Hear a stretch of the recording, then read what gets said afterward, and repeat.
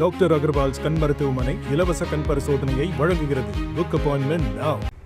பெங்களூருவிலிருந்து சென்னைக்கு 30 பயணிகளுடன் சென்ற தனியார் சொகுசு பேருந்து ராணிப்பேட்டை மாவட்டம் வாலாஜாபேட்டை சுங்கச்சாவடி அருகே ஓட்டுநரின் கட்டுப்பாட்டை இழந்து சாலையில் நடுவே கவிழ்ந்து விழுந்தது. இதில் பயணிகள் சிறிய காயங்களுடன் உயிர் தப்பினர். கூடுதல் விவரங்களை செய்தியாளர் அருளரசன் வழங்க கேட்கலாம்.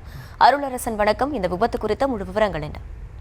நிச்சயமாக வாலாஜாபேட்டை அருகே உள்ள சுங்கச்சாவடியில் நாகாலாந்து எண் கொண்ட பெங்களூரிலிருந்து சென்னைக்கு பயணிகளை ஏற்றிக்கொண்டு சென்ற சொகுசு பேருந்து ஓட்டுநரை கட்டுப்பாட்டை இழந்து சாலையின் நடுவே கவிழ்ந்து பயங்கர விபத்து ஏற்பட்டது.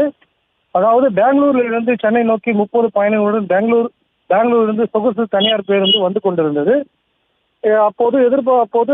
அப்போது ராணிப்பேட்டை மாவட்டம் வாலாஜாபேட்டை சுங்கச்சாவடி அருகே வேகமாக வந்து கொண்டிருந்த போது மேலும் விடிய நீண்ட நேரமாக பெய்த கனமழையின் தாக்கத்தின் காரணமாக சாலையின் முன்பாக சென்று கொண்டிருந்த லாரியை கண்டதும் இந்த சொகுசு பேருந்தை ஓட்டி வந்த முகமது என்பவர் பிரேக் அடித்ததால் அவரது ஓட்டுநரின் கட்டுப்பாட்டை இழந்து சாலையின் நடுவே தலைக்குப்புற கவிழ்ந்து பயங்கர விபத்து ஏற்பட்டது.